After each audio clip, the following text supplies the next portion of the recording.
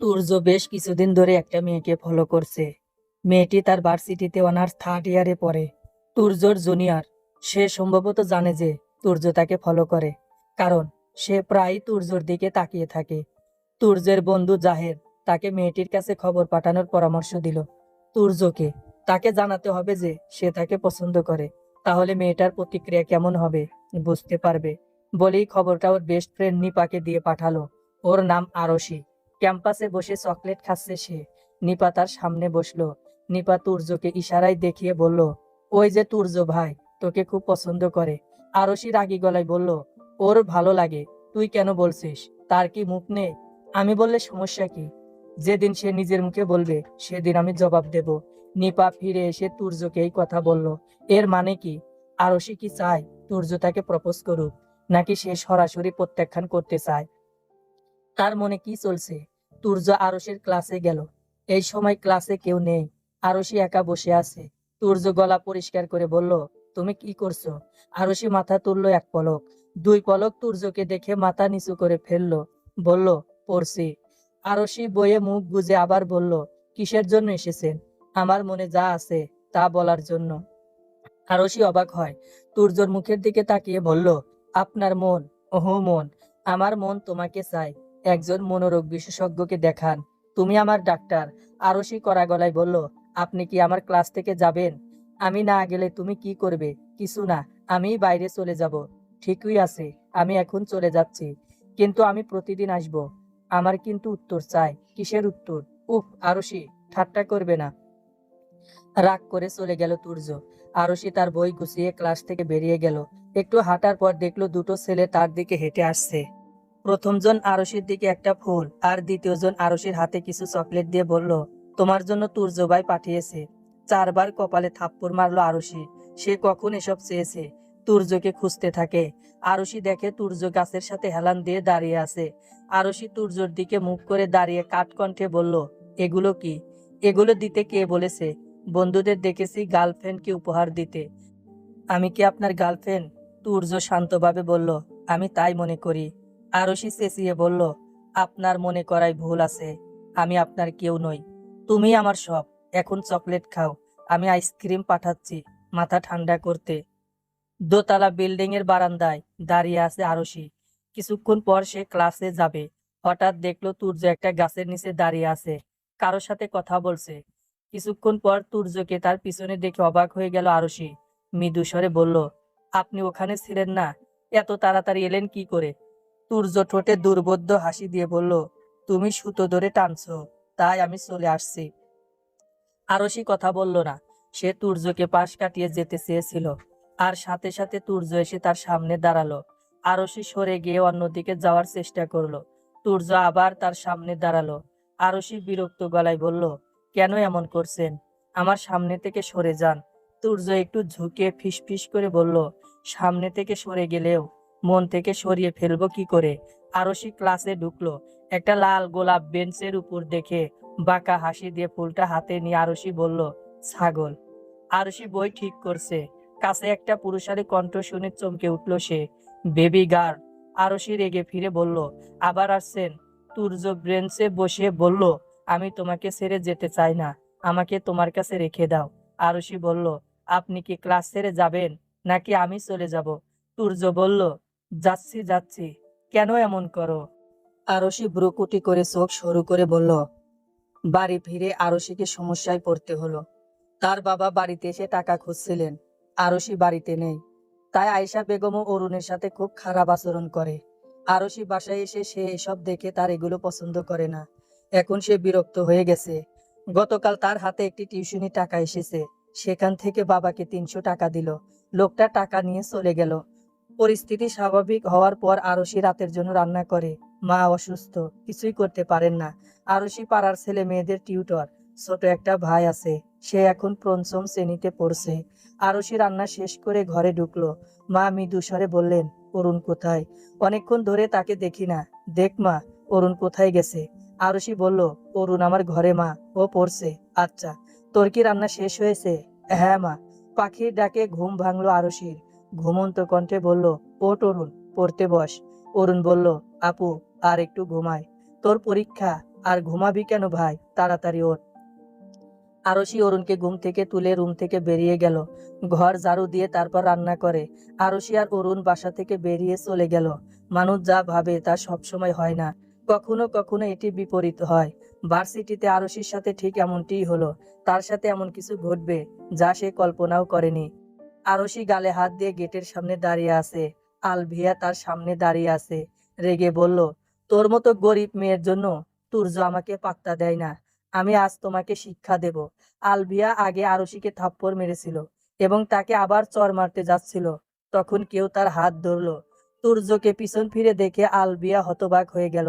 তুর্য দৃঢ় স্বরে বলল, তার গায়ে হাত তোলার সাহস তোমাকে কে দিয়েছে? কে দিয়েছে? তোমার এই দুঃসাহসিক কাজের জন্য। আমি যদি এখন তোমার হাত ভেঙে দিই, তারপর? আলভিয়া ভ্রু কুটি করলো। তুর্য, তুমি তাদের মতো মেয়েদের জানো না। ওরা লোভী, তোমার টাকা দেখে মগজ ধোলাই করছে। তুর্য বলল, আরশি আমার পিছনে নেই, আমি তার পিছনে। আমি তাকে ভালোবাসি। আর একটা কথা মনে রেখো, আমার ভালোবাসার মধ্যে যে আসবে কাউকে আস্ত রাখবো না। তুর্য এগিয়ে যায়। সে আরশির হাত ধরে গেট দিয়ে বেরিয়ে গেল। আরশির গালে 5 আঙ্গুলের দাগ দেখা যাচ্ছে। আরশি তাকিয়ে আছে। তুর্য করুণ চোখে তার দিকে তাকিয়ে আছে। নিজেকে শান্ত রাখার চেষ্টা করেও কান্নায় ভেঙে পড়ে আরশি। তুর্য 2 হাতে চোখের জল মুছে দিল। গম্ভীর গলায় বলল, খুব বেশি ব্যথা করছে? হ্যাঁ। কাঁদবে না, আমরা হাসপাতালে যাচ্ছি। আরশি তাকালো, মৃদু স্বরে বলল, একটা সামান্য ব্যথার জন্য হাসপাতালে? তুর্য আরশির মাথায় হাত রেখে বলল, কোনো ব্যথা ছোট নয়, আমরা বরং ব্যথা উপেক্ষা করি। এখন কথা না বলে রিকশায় ওঠো। তুর্য 4 দেওয়ালের অন্ধকার ঘরে বসে আছে। মায়ের সাথে বিশেষ আলোচনার পর সে ঘরে প্রবেশ করলো। তার মনে শান্তি নেই। বারবার আরশির অশ্রুসিক্ত মুখ তার চোখে ভেসে ওঠে। তাই হন্তদন্ত হয়ে আরশির খোঁজে বেরিয়েছে। তুর্যর নিপার সঙ্গে যোগাযোগ আছে। নিপা ওকে আরশির বাড়ির ঠিকানা দিল। বাড়ির পশ্চিম পাশে একটি বিশাল আম গাছ। তুর্য গাছের আড়ালে লুকিয়ে আছে। চারিদিকে অন্ধকার, তাই কেউ তাকে দেখতে পাচ্ছে না। হঠাৎ ভিতর থেকে চিৎকারের শব্দ শোনা যায়। উঠোনে একটা আলো জ্বলছে। সবকিছু স্পষ্ট দেখা যাচ্ছে। ঘর থেকে একজন মাঝবয়সী লোক বেরিয়ে এলো। বাজে ভাষায় গালাগালি শুরু করেন তিনি। বাড়িতে কয়েকজন প্রতিবেশী এসেছে। ওরা উঠোনে দাঁড়িয়ে সেসব দেখছে। কাদের মোল্লা উচ্চস্বরে বললেন, মাইয়া আমার, আমি যেখানে বিয়া দেওয়ার সিদ্ধান্ত নিব সেখানেই বিয়া দিব। আমার বন্ধু কইছে আমারে সারা জীবন মাগনা মদ খাইতে দিব যদি আমি তারে আমার মাইয়া বিয়া দিই। আমি আজই ওর বিয়া দিব। কে আটকাইবো আমারে? আয়েশা বেগম চিৎকার করে বললেন, এত জীবন কোথায় ছিল এই দায়িত্ববোধ? এতদিন বলো নাই মেয়ের সব দায়িত্ব আমার। জন্ম থেকেই কষ্ট করে মানুষ করে আসছি, এখন সেই মদের দোকানদারের কাছে এসেছেন বিয়ে দিতে? খবরদার আমার মেয়ের দিকে তাকাবে না, আমি তোমার চোখ উঠিয়ে ফেলবো। কাদের মোল্লার বক্ততায় মনে হয় তিনি এখনো নেশার ঘোরে। তিনি বললেন, কি বললি? তোর এত সাহস আমার মুখে মুখে কথা কস? কাদের মোল্লা রাগান্বিত হয়ে বাড়ির দিকে গেল। হঠাৎ আয়েশা বেগম বটি তুলে বললেন, আর এক পা বাড়ালে টুকরো টুকরো করে ফেলবো। কাদের মোল্লা দাঁড়ালেন, একটা দীর্ঘশ্বাস ফেলে বললেন, তোর মতো তোর মাইয়ার চরিত্র খারাপ। ওই খারাপ চরিত্রের মাইয়াকে কে বিয়া করব? জীবনেও বিয়া হইব না। আয়েশা বেগম গর্জে উঠলেন, খবরদার আমার ফুলের মতো পবিত্র মেয়ের চরিত্রকে কলঙ্কিত করবে না, অন্যথায় তোমার জিহ্বা জায়গায় থাকবে না। আমার মেয়ের অপরাধ যে সে তোমার মতো মদখোরের ঘরে জন্মেছে। আরশি রুমের ভিতর বসে কেঁদে ফেললো। অরুণ বোনের কাঁধে হাত রেখে বলল, কেঁদো না আপু, তুমি কাঁদলে আমারও কান্না পায়। আরশি বাড়ি থেকে বেরিয়ে যাওয়ার পর 2 মহিলা বাড়িতে আসেন। তারা আয়েশা বেগমের সঙ্গে বসে অনেকক্ষণ কথা বলেন। গতকাল সন্ধ্যার কথা ভেবে আয়েশা বেগম ভেবেছিলেন মেয়েকে বেশি দিন নিরাপদে রাখতে পারবেন না, তাই তিনি এই সিদ্ধান্ত নিলেন। ঝড় মাথায় নিয়ে বাড়ি ফিরল আরশি। আজ একটা ক্লাস ছিল, তাই তাড়াতাড়ি আসলো। রাস্তায় হঠাৎ বৃষ্টি শুরু হওয়ায় সে ভিজে যায়। সে ভেজা কাপড় ছেড়ে শুকনো কাপড় পরলো। মায়ের কাছে এসে বসলো। আয়েশা বেগম বললেন, আমি তোর বিয়ে ঠিক করেছি মা। এতটুকু বলেই সে হাঁপায়। একটা নিঃশ্বাস ফেলে আবার বললেন, আমি তোর বাবাকে বিশ্বাস করি না। সে সব সময় মাতাল থাকে। অন্যের কুবুদ্ধি শুনে কখন কি করবে বুঝতে পারছি না। আমি কতক্ষণ তোকে রক্ষা করতে পারি? তোর নিজের একজন মানুষ দরকার। এলাকার মানুষ যারা তোর দিকে তাকায় তখন তারা নিচের দিকে তাকিয়ে থাকবে। ছেলেটির মা বোন এসেছে, আমি সব দিক বিবেচনা করে কথা বলেছি। তুই রাজি হলে আজ রাতে কাজীকে নিয়ে এসে বিয়ে করবে। আরশি অবাক হয়, অবাক গলায় জিজ্ঞেস করলো, আজ রাতে? হ্যাঁ। আরশি রুমে এলো, দুই হাতে মুখ ডেকে কেঁদে ফেললো। মেয়েটির মা একটি শাড়ি ও কিছু গয়না রেখে গেছেন। আরশি যদি বিয়ের জন্য রাজি হয় তাহলে তাকে শাড়ি পরে রেডি হয়ে থাকতে বলে যান, আর তাদের খবরটা জানালেই তারা কাজীকে নিয়ে আসবেন। বিয়েটা হবে ঘরোয়াভাবেই। তুর্য বর জানার পর থেকে আরশি একটু সহজ হয়ে গেছে। এখন তার আর আপত্তি নেই। বিছানায় ছড়িয়ে ছিটিয়ে আছে শত শত গোলাপের পাপড়ি, চারিদিকে সুবাস ছড়াচ্ছে। হঠাৎ বিয়ের কথা কোনো মেয়েই কল্পনা করে না। বিয়ের অন্তত 1 সপ্তাহ আগে মানসিক প্রস্তুতি নিতে হয়। এছাড়াও এমন কাউকে বিয়ে করা যে তাকে সারাক্ষণ জ্বালাতন করবে, কল্পনাতীত। আরশি হাত দিয়ে কিছু গোলাপের পাপড়ি তুলে নিল। বিয়ের তাড়া থাকলেও ঘর সাজানো হয়েছে ফুল দিয়ে। এই অর্থ তুর্য আগে থেকে সব পরিকল্পনা করে রেখেছিল। আরশির আগে ঠোঁটকে চেপে ধরলো। ছেলেটার উপর রেগে আছে সে। হঠাৎ কেমন অদ্ভুত শিহরণ বয়ে যাচ্ছে তার শরীরে। হাত পা ক্রমশ ঠান্ডা হয়ে আসছে। খোলা জানালা দিয়ে ঠান্ডা বাতাস ঢুকছে ঘরে। অলসতায় উঠে জানালা আটকাতে ইচ্ছে করছে না তার। শীতে কাঁপবে, কিন্তু উঠে জানালা বন্ধ করবে না, এমন অবস্থা। দরজা খোলা আর বন্ধের শব্দ শুনতে পেল আরশি। সূর্য হেঁটে বিছানায় বসলো। শুল্কা কাশি দিয়ে গলা পরিষ্কার করে বলল, উহ, উহু, যতবার তোমার ক্লাসে গিয়েছি ততবার বের করে দিয়েছো। এখন কি তোমার বাসরঘর থেকেও বের করে দেওয়া হবে? আরশির হাসি পাচ্ছে। সে জোরে হেসে উঠল। খাটের পাশের ছোট টেবিলের দুধের গ্লাস রাখা আছে। আরশি হাত বাড়িয়ে গ্লাস নিয়ে এগিয়ে দিল তুর্যের দিকে। তুর্য গ্লাস নিয়ে বলল, বাসর রাতে দুধ খেতে হয় কেন?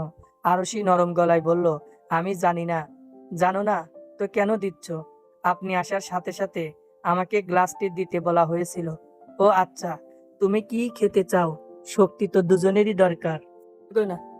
আরশি চোখ পাকিয়ে বলল, কি? কিছু না। তুর্য তার শরীর থেকে সাদা পাঞ্জাবিটা খুলে সোফায় ফেলে দিল।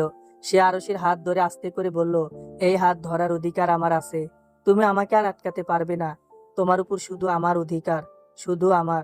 তুর্য আরশিকে কোলে তুলে নিল। আকস্মিক ঘটনায় হতবাক আরশি বারান্দায় এসে তাকে কোল থেকে নামিয়ে দিল। আরশির মুখে জ্যোৎস্নার আলো পড়ছে।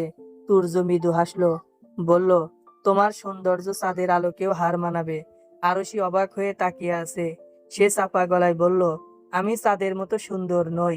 আপনি একটি শ্যামাঙ্গিনী মেয়েকে চাঁদের সাথে তুলনা করছেন। এটা বেমানান। তুর্য মাথা নিচু করে হাসলো, বলল, তুমি শ্যামাঙ্গিনী হতে পারো, কিন্তু আমার চোখে তুমিই সেরা। তোমার এই মুখ, চোখ, ঠোঁটের যে মায়া আছে সেটা চাঁদেও নেই। তুর্য নেশালো চোখে তাকিয়ে আছে। সে আরশির দিকে এগিয়ে গেল। হঠাৎ আরশির ঠোঁট স্পর্শ করলো তুর্য। আরশি হতভম্ব হয়ে সরে যেতে চাইলো। তুর্য তাকে শক্ত করে জড়িয়ে ধরলো। তুর্য দিশেহারা গলায় বলল, আমি নিয়ন্ত্রণ হারাচ্ছি। আরশি, আমাকে থামাও। তুমি যদি এখন আমাকে থামাতে না পারো তবে তুমি কখনোই পারবে না। আরশি চুপ করে চোখ বন্ধ করে দাঁড়িয়ে আছে। তুর্য গলা থেকে মুখ তুলে ঠোঁটে রাখলো। আরশির সাথে সাথে তুর্য থেকে নিজেকে মুক্ত করে রুমে ছুটে গেল। তুর্য তার পিছু ছুটলো। আরশি নিষ্পাপ চোখে তুর্যকে দেখে। তুর্য এগিয়ে গেল। সঙ্গে সঙ্গে আরশিকে ধরে ফেলেন সে। পাঞ্জা কোলে নিয়ে বিছানায় শুইয়ে দিল। আরশির কপালে, গালে, থুতনিতে ও অবশেষে ওর ঠোঁটে গভীর চুমু খেয়ে বলল, আমি শুধু তোমাকেই ভালোবাসি। তোমার আসক্তি পৃথিবীর সমস্ত নেশাকে পরাজিত করবে। আমি তোমার নেশায় আসক্ত। আরশি লজ্জায় তুর্যের বুকে মুখ লুকালো। তুর্য আরশির কানে ফিসফিস করে বলল, চলো, ইয়ে করি। আরশি ভ্রুকুটি করলো। বুঝেও না বোঝার ভান করে বলল, ইয়ে মানে কি? তুর্য উঠে বসলো। আরে আমার বোকা পাখি, তুমি কি বুঝতে পারছো না আমি কি বলতে চাইছি? আরশি বাম থেকে ডানে নিবিড় ভাবে মাথা নাড়লো, যার অর্থ না। তুর্য জোরে হেসে উঠলো। বিছানায় আরশির ডান পাশে শুয়ে পড়লো। আরশি ওর মুখের দিকে তাকায়। তুর্য লাজুক গলায় বলল, সত্যিই বুঝতে পারছো না, নাকি ভান করছো? কি বুঝতে পারছি না? তুর্য হাঁপ ছাড়লো। আরশির উদ্দেশ্যে বলল, আজ আমরা দুজনেই প্রেমের সাগরে ডুব দেব। আরশি ঠান্ডা গলায় বলল, রাতের সাগরে যাবার দরকার কি? বাথরুমে পানি আছে। তুর্য চোখ পিট পিট করে তাকিয়ে আছে। জোরে শ্বাস নিয়ে আরশির গালে হাত রাখলো। তারপর বলল, বুঝেছি আমার বোকা পাখি, তোমাকে একটু চালাক বানাতে হবে। চলো, তোমাকে ইয়ে মানে বুঝাই। তুর্য আরশির গলা জড়িয়ে ধরলো। আরশির প্রতিটি আঙ্গুলের ভাঁজে তুর্য তার আঙ্গুল দিয়ে চেপে ধরলো। আরশি কাতর স্বরে বলল, আরে কি করছো? তুর্য আরশির মুখে তর্জনী রেখে বলল, চুপ, আমাকে ভালোবাসতে দাও। সমাপ্ত। ছোট্ট এই গল্পটি আপনাদের কাছে কেমন লেগেছে প্লিজ কমেন্ট করে জানাবেন। সুন্দর সুন্দর গল্প পেতে চ্যানেলটি সাবস্ক্রাইব করে পাশে থাকবেন। ধন্যবাদ সবাইকে।